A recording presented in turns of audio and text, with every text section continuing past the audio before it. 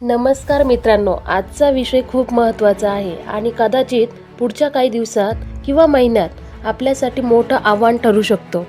युद्धजन्य परिस्थिती, आंतरराष्ट्रीय तणाव आणि पुरवठा साखळीतील अडचणी यामुळे भारतात LPG गॅसची टंचाई निर्माण होण्याची शक्यता वाढत आहे.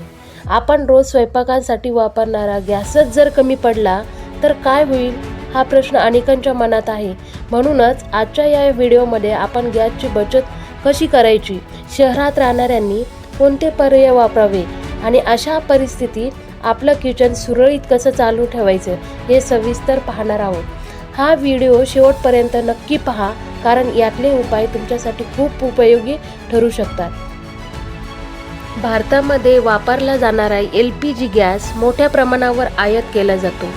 त्यामुळे जर युद्ध, राजकीय तणाव किंवा समुद्र मार्गामध्ये अडथळे निर्माण झाले तर गॅसचा पुरवठा कमी होऊ शकतो.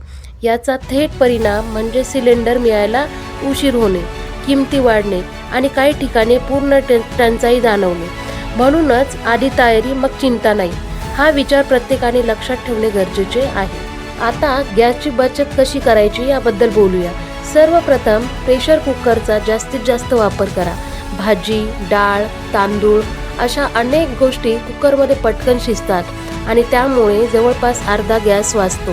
स्वयंपाक सुरू करण्यापूर्वी सगळ्या गोष्टी तयार ठेवा, म्हणजे गॅस चालू ठेवून कापाकापी करावी लागणार नाही.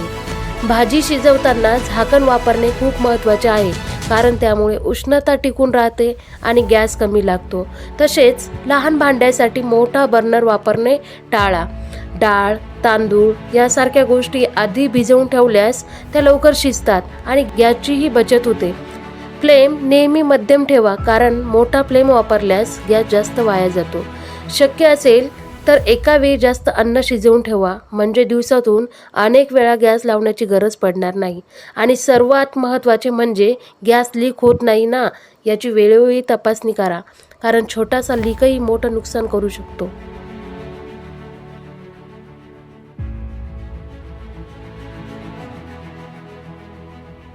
आता जर गॅस कमी पडला तर कोणते पर्याय वापरता येतील हे पाहूया.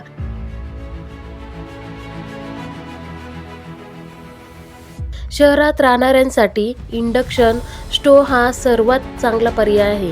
तो विजेवर चालतो, सुरक्षित असतो आणि अन्न पटकन शिजवतो. इलेक्ट्रिक हॉट प्लेट हा देखील एक साधा उपयोगी पर्याय आहे. जरी तो थोडा हळूहळू काम करत असला तरी तो काम भागवतो. सौरचूल म्हणजे सोलार कुकर हा आणखी एक उत्तम पर्याय आहे, जो सूर्यप्रकाशात चालतो आणि दीर्घकालीन दृष्टीने अत्यंत फायदेशीर ठरतो. त्यासोबतच जर घरात सोलार पॅनलची सुविधा असेल तर इंडक्शन किंवा इतर इलेक्ट्रिक कुकरने वापरणे अजून सोपे होते आणि विजेवरचा खर्चही कमी होतो. ही वेळ सजग राहण्याची आहे, उधळपट्टी टाळण्याची आहे आणि इंधनाचा योग्य वापर करण्याचे आहे. हा व्हिडिओ तुम्हाला उपयोगी वाटला असेल तर लाईक करा, शेअर करा आणि चॅनलला सबस्क्राईब करा.